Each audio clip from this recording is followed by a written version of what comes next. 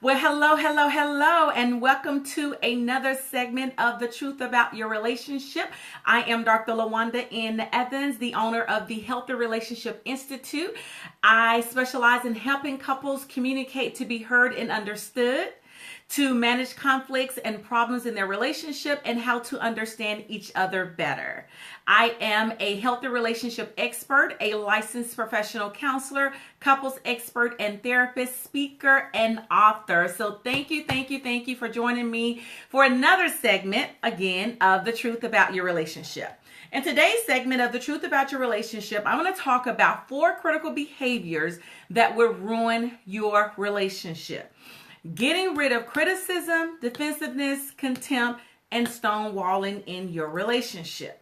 There are many behaviors that a lot of people exhibit in their relationship that has the potential to negatively impact the relationship. But many times we don't know what those behaviors are. And so today I'm going to talk to you about certain behavior patterns. There are actually 4 different behavior patterns that I'm going to talk to you about. Many of those behaviors are behaviors that have been learned. They're behaviors that form a sense of protection, behaviors that are used to avoid conflicts and uncomfortable situations. These are behaviors that are used to make yourself look good while beating your mate down or trying to make your mate look bad. And oftentimes this happens because of your own insecurities. So let's get started. So the first behavior I'm going to talk about, or the first thing that can ruin your relationship, is criticism. So what is criticism as it relates to being in a relationship, or as it relates to being married? Criticism is attacking your mate's personality or character flaws. Instead of focusing on the behavior and focusing on what you would like your mate to do different, you focus on attacking his or her personality or character flaws. Criticism is blaming your mate, it's name calling, and it's also character assassination. It implies that there's something wrong with your mate, and it's also an attack on your mate. The second behavior is defensiveness. Defensiveness is an attempt to protect yourself, to defend yourself, or to defend your innocence, or to block any type of perceived attack. Defensiveness shows up whenever a person is being criticized. And defensiveness is also playing the role of the innocent victim. Most people become defensive when they are being criticized. And research has shown that defensiveness does not improve situations. And so the third type of behavior is contempt. Contempt is insulting your mate when you're communicating. Communicating a lack of respect towards your mate. Communicating that your mate is better than you, that you are better than your mate, and that you're basically putting yourself down. Contempt is also seeing yourself as superior to your mate by putting yourself higher. So whenever you're having a conversation with your mate, and in your conversation, in the words that you're using, the phrases that you're using, if you're communicating that you are better than your mate, this is a form of contempt. Contempt is also being cynical and sarcastic. And it's also looking for mistakes that your mate has made, or always pointing out your mate's mistakes. Instead of focusing on what your mate is doing right or what your mate is doing good, you tend to focus on his or her mistakes, pointing out the mistakes that they have made. Pointing out that, oh, you did this wrong or you did that wrong, instead of saying, I really appreciate the fact that you did X, Y, and Z, or you took care of the home. Really focusing on something positive, but instead focusing on something negative. Looking for mistakes that your mate has made, or pointing those mistakes out, is a form of contempt. Contempt causes your mate to feel as if you don't love them, you don't like them, and that you are disgusted with them. Contempt has a lot to do with, as I said before, putting your mate down. And one of the things that research has shown is that couples who have contempt in their relationship, or they use contempt towards each other in their relationship, they are more likely to suffer from infectious illnesses such as the cold, such as the flu, or any other types of illnesses that can actually attack their body. So there's a correlation with how you treat each other in your relationship and your mental health, and also illnesses and sicknesses and diseases in your body. So you want to consider that. So the fourth one is stonewalling. Stonewalling is a big one. Stonewalling is withdrawing from the interaction or the conversation while staying physically present. How many times have you had a conversation with your mate and you can tell that he or she has totally withdrawn from the conversation? You're having a conversation with them, you're talking, you're expressing yourself, and they're focusing on something else. They're doing something else. And usually this happens when a person becomes offended, when a person doesn't like to hear what the other person has to say, and when there's a lack of respect for the other person in the relationship. So stonewalling has a lot to do with not giving cues that you're not listening and that you're not paying attention. It's also avoiding contact and crossing your arms. So when stonewalling occurs in a relationship, you basically become emotionally disengaged from the conversation that you and your mate are supposed to be having. You're basically there physically, but you have withdrawn emotionally. And you're really not focusing on what he or she is actually saying. It's actually a sign of disrespect. For your mate to be sitting and talking to you, and you are basically on social media, you're on your phone, you're doing other things, even though you may say, yeah, I hear you, you really don't hear them. You have become emotionally disengaged from the interaction, but you're still physically present. That is what stonewalling is.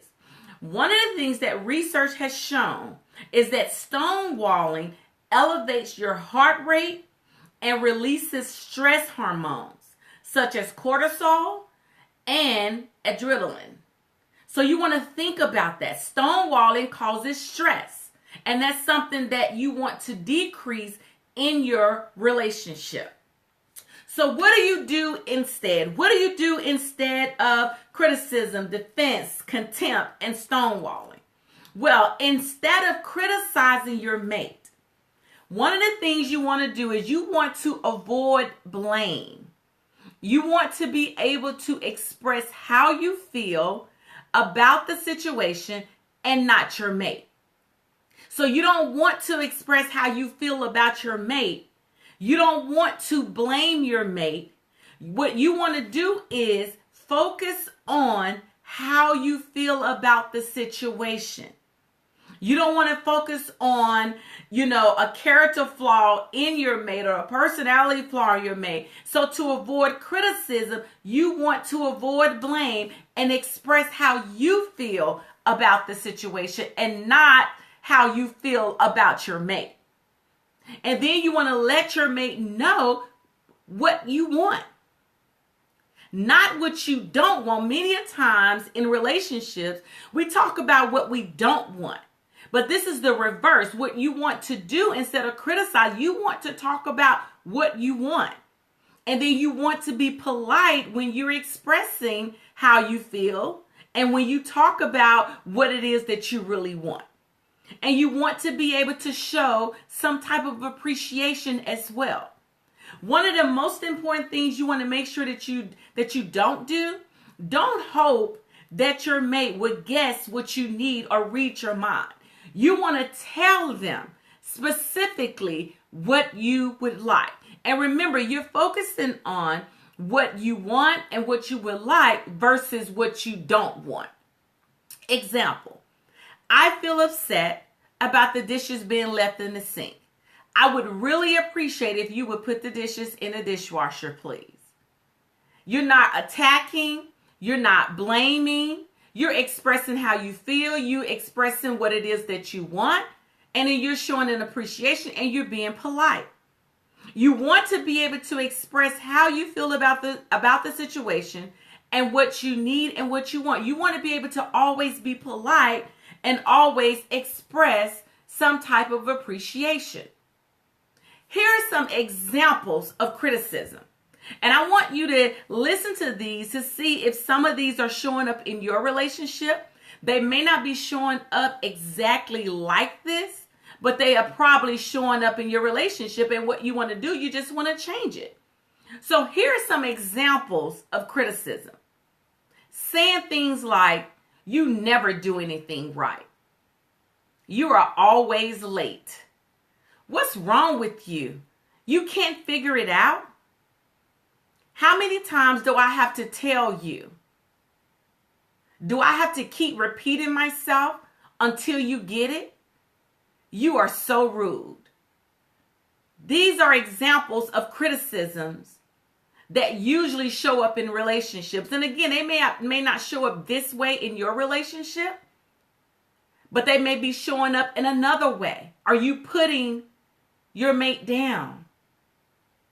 Are you focusing on your mate's personality flaws or character flaws? Are you pointing out negative things about your mate?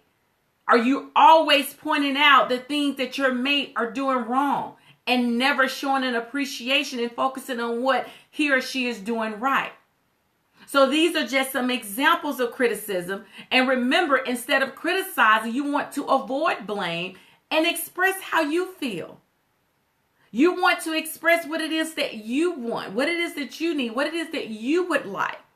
Not focus on your mate by saying you do this or you made me do this and because of you of this. No, you want to get rid of that because that's only hurting the relationship more. So another example.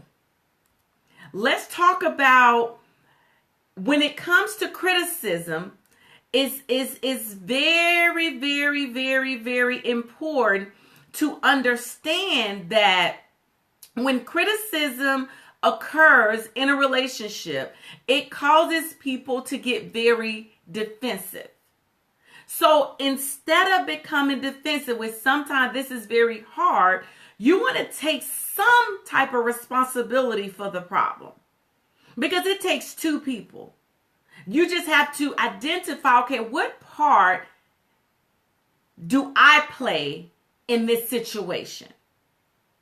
You know, what is my part and how did I contribute to the conflicts or the issues or the challenges in the relationship or within this issue? So instead of becoming defensive, you want to learn to take some type of responsibility for the problem, and you want to not play the victim role. Don't play the victim role. This happens more too often in relationships. There's always that one person that plays that woe is me type of behavior or exhibits that type of behavior or, or shows this type of behavior in the relationship, that woe is me. Oh, you did this to me. Oh, because of this, I'm feeling this way. Playing the innocent victim. Becoming so defensive that they want to play the victim in the relationship instead of taking some responsibility for the problem in the relationship.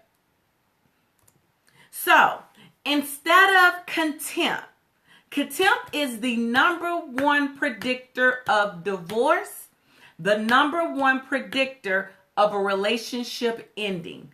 Contempt. Underneath contempt is a desire or need or a want. And whenever those desires, those needs, or those wants are not expressed or achieved, it causes issues and challenges in the relationship, and it causes people to use contempt or become very contemptuous towards each other in the relationship.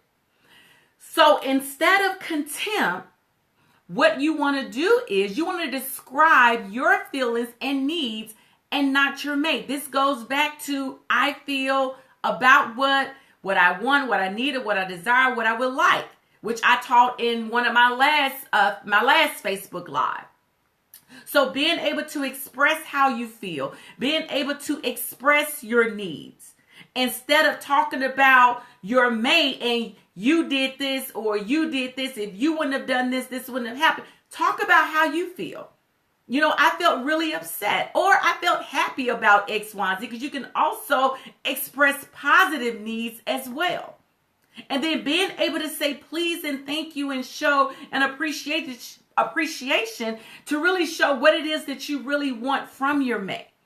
One of the things that is very important to understand is that when you feel valued and appreciated in your relationship, it causes you to be able to develop positive feelings about your mate.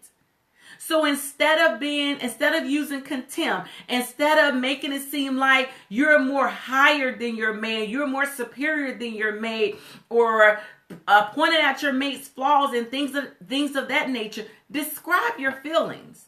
Describe your needs. Don't describe your mate. And it takes a while to get into the habit of doing this, but it's important to change how you are responding and communicating with each other in your relationship. It takes a while to change this, but it's very important to be able to practice this. Being able to practice expressing how you feel. Being able to practice expressing what you want or what you need. Not expressing what you don't want, express what you want. Any person you're in a relationship with, if they respect you enough, if they love you enough, if they value you enough, if they know and understand and accept your worth, when you express how you feel and what it is that you want, desire, need, if that person loves you, they will honor that. They will honor it. And so it's important to get into the habit of expressing this. And it helps you to really identify where you stand in your relationship. Instead of using contempt, you want to begin to build a culture or an environment of appreciation. How many times, today is Tuesday, did you show your mate appreciation? Or how many times between Sunday and today, how many times have you shown your mate appreciation? How many times have you expressed how much you appreciate your mate between Sunday and today? How many times have you sent a text message, babe, you know what? I appreciate you for cooking dinner for us last night. Or I appreciate the hard work that you do for our family. Or I appreciate you for making breakfast for me. I appreciate you for waking me up in the morning. Or I appreciate you for not waking me up so that I can get the rest that I need. I love you for that. How many times have you expressed appreciation to your mate? And how many times have you worked on building an environment in your household of appreciation? Expressing appreciation is very important to the success of your relationship. Saying things like, I appreciate you for, you fill in the blank. I appreciate the hugs and kisses. I appreciate you for always being on time. I appreciate you for texting me in the morning or showing me that you love me and care for me. Being able to create an environment or create a culture where you are showing appreciation in your relationship. Expressing thank you. When was the last time you told your mate thanks? Thanks for all you do for our family. Thanks for all you do for our kids. Thanks for all you do for our community. When was the last time you expressed a thank you to your mate? And then being able to express fondness and admiration. I am so happy to have you as my husband. I am so happy to have you as my wife. I am so happy if you're dating or engaged. I am so happy to have you to be my soon-to-be husband or soon-to-be wife. Oh, I'm so happy to have you as my mate. How do you express fondness and admiration? I always tell my couples, don't let people on the outside beat you showing your mate, your husband, your wife appreciation. You should be your mate, your husband, your wife's number one fan. People on the outside should not beat you showing your mate appreciation. So begin to work on creating an environment of appreciation, a culture of appreciation to help your relationship get better. So let's talk about stonewalling, which is the last behavior that would ruin your relationship. Instead of stonewalling, there's only one thing you need to do, and it is called physiological self-soothing. You may be saying, Dr. Evans, what is that? You want to do physiological self-soothing, and that is just basically taking a 20-minute break to relax, collect your thoughts, become calm, and feel calm before you engage in communication or conversation with your mate whenever there's conflict, issues, or challenges, or whenever you feel frustrated, upset, or irritated. It is very important to implement and to practice physiological self-soothing to help you as a person, number one, decrease stress, decrease your heart rate, help you to become calmer, help you to become relaxed. And you need at least 20 minutes according to research.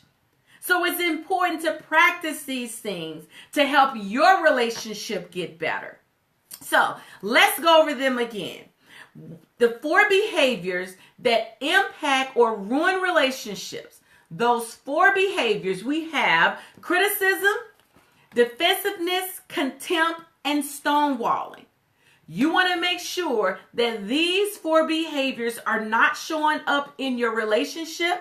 And if they are showing up in your relationship, I've given you some tools that you can use. Instead of doing these things, you can replace these things with something positive so that your relationship can get better. Everybody who is married, engaged, or even in a relationship, a serious relationship, nobody gets with someone expecting the relationship to end. Nobody. Well, there may be some people, but not you that are on and watching this video. You want your relationship to last.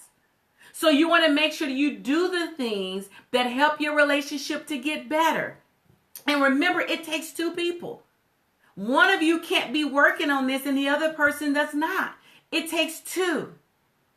It takes 2 people for a relationship to get better. So let's go back over. Instead of criticizing, you want to avoid blame, and you want to express how you feel about the situation and not your mate. Instead of becoming defensive, you want to take responsibility for some of the problem, and you want to stop playing the victim role, or don't play the victim role. Instead of contempt, you want to be able to describe how you feel, describe what you need, describe what you would like, and you don't want to describe your mate. You want to also create an environment or a culture of appreciation instead of contempt.